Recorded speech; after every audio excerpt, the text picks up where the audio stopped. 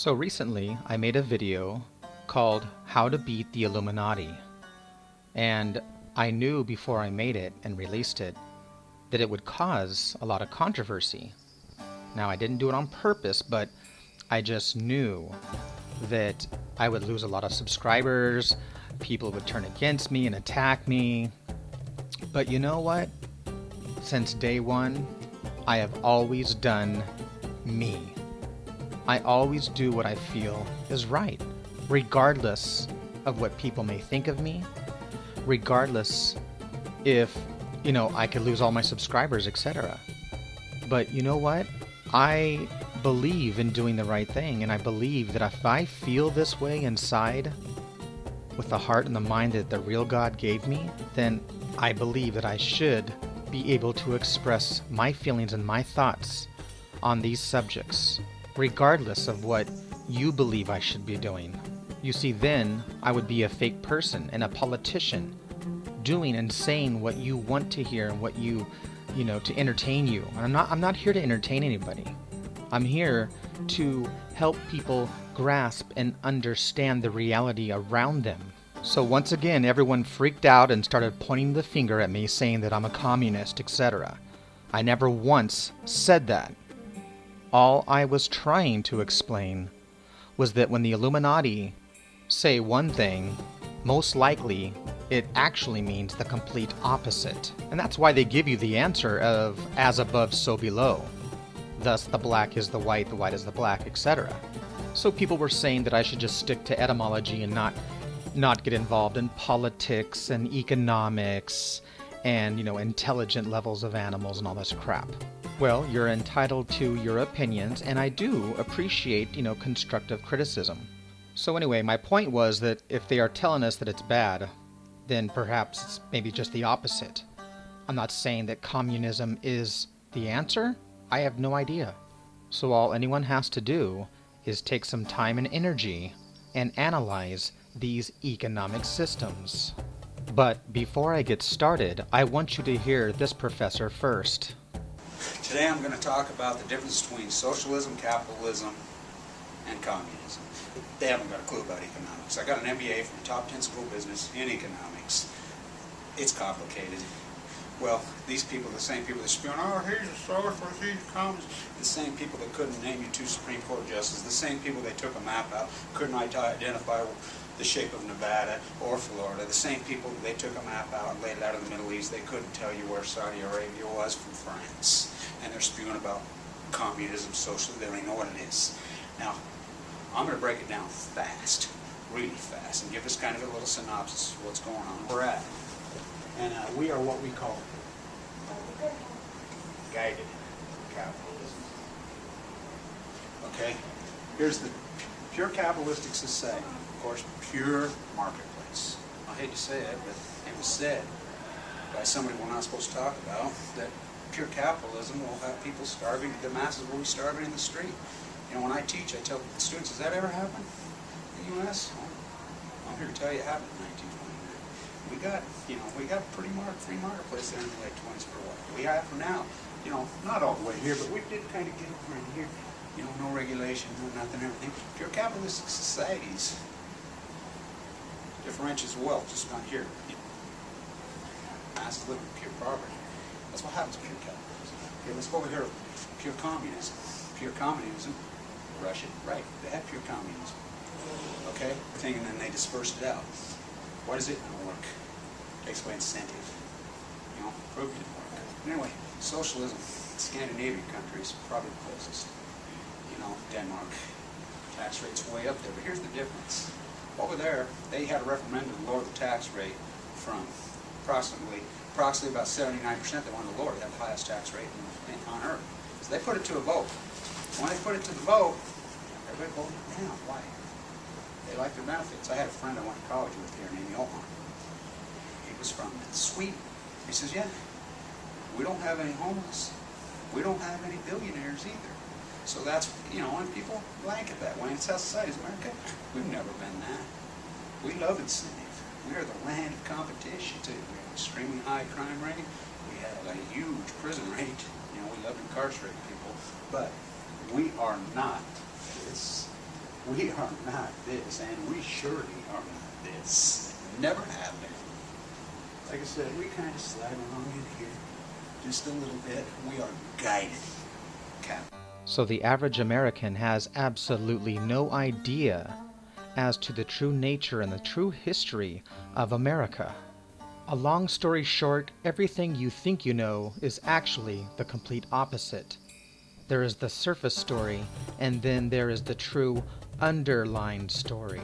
So let me explain to you how someone can alter your perception of what truth is, and how they make you believe a lie. You see, the only true difference between truth and lies is your perception of it. Now, the first thing to realize is that what you think you see is not exactly what you see. So this simple eye test is a good example. Tell me, do you think that the square labeled A is the same shade of gray as that of B? If you asked 100 people, you would get 100 answers of, no, they are two different shades of gray. The A and the B are not the same. You see, but that's the perception of the truth. The truth is, those are exactly the same shade of gray. So here's another example. Focus on the white circle, the white dot in the center, and that's an image that is reflected, so they're both the same in contrast in color. And then you can stare at the white circle here now, and you'll see the left side is red and blue, and you can do this with any color, but I just did red and blue since I always do red and blue. So you're supposed to stare at the circle for 30 seconds and then flip back to the image of the desert, which is actually the same, but your mind will actually now create a perceived image, so it actually creates what is actually not even there. So it was programmed to believe it was there, therefore it created it. Thus, the perceived perception did not reflect the truth. So there are all sorts of mind twisters out there. I'm just trying to explain to you how something can change your perception of the truth. It's just like programmed propaganda. It makes you see what's not there. Like the mind creating movement in this picture, but the truth is there's no movement at all. Believe me, it's not just about tricking the mind's eye either. It's also about tricking and manipulating your emotions, which is your soul. And we all know how sound and music affects our soul. What's your favorite scary movie?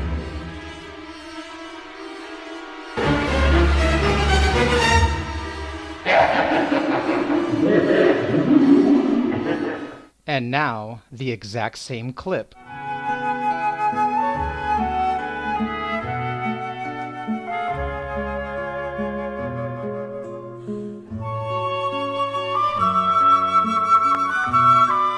So you see, the truth remains the same. It is our perception of it that matters. So we all have our pre-programmed perception of what an economic system is. You see, most people have no idea how the pyramid scheme works. The whole system is a sham. The financial markets, all of it, is just a trick to deceive us out of our money. It's all a Ponzi scheme, and that's why they have never been audited and cannot be audited, or we would know the truth. In politics, nothing happens by accident. If it happens, you can bet it was planned that way. Franklin D. Roosevelt. Believe me, the vast majority of the world has absolutely no idea how everything actually and really works. So you see, this is the perception of a free market, that if you work hard, you can get to the top, and, the wealth is, equally balanced. So this is the average person's perception. So we have been fooled and tricked into believing that a free open market is the way to go, thus giving us the perception of choice and having the opportunity to climb to the top. So you see, all of those that wrote into me and saying that I was wrong, well, you just don't grasp the actual truth. Because every single one of you that were writing into me complaining about how you want a free market, an open market, and I have no idea what I'm talking about, well, guess what? You don't benefit from that free market whatsoever. Zero. So they tricked you to fight for it. even though you don't benefit from it. So it's so funny how the sheep have no problem giving billions and trillions away to these criminals. But the moment I said let's give $1 million back to each one of us, everybody lost it. Believe me, there are very few who truly understand what capitalism is all about, and the true meaning behind democracy. You see, everything works and flows exactly the way they want it to flow and work. So the average good person believes that everything works on checks and balances. They don't understand the truth. Believe me, the world does not work the way you think and assume it works. So you see, they have tricked the people and fooled them into accounting for every single penny, while they are able to get away with murder and lose trillions and trillions of dollars and make us go into debt for trillions and trillions of dollars. So all of you are fighting to take the wealth of the people and give it to the 1%ers. We gave them the power and authority, and we gave them our wealth. So your greed is making you fight for this fantasy and belief of a lottery coming in one day for you. The illusion that you can become rich and wealthy like they are. So like I said, they tricked the people and fooled them into giving up their rights. Therefore, they can be sucked like vampires. And we gave it away without knowing it.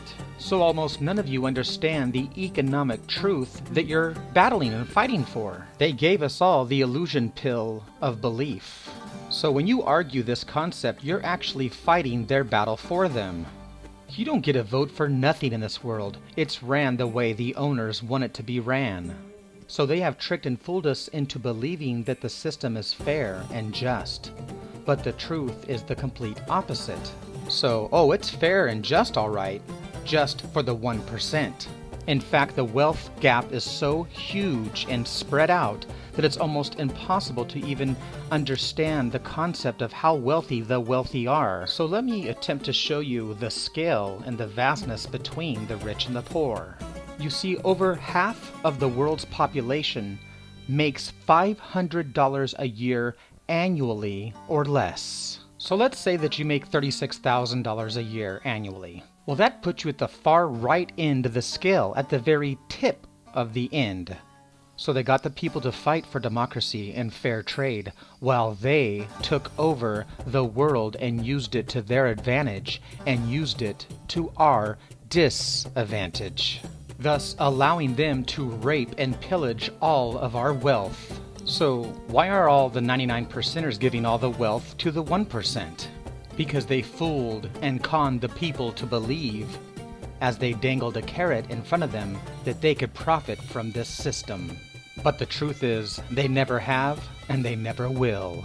The more time that goes on during this system, the more wealth that will be funneled away from the people's pockets and into the few hands of the wealthy. So actually it makes me sick that people are fighting for something that they don't even understand.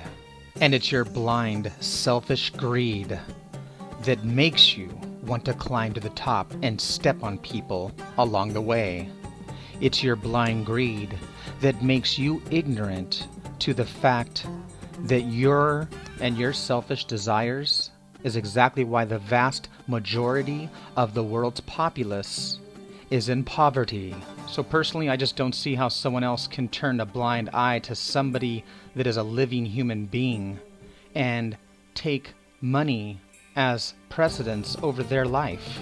So they want you to believe the economy is so horrible and it's about to collapse and it's so fragile, when the truth is, it's solid as can be.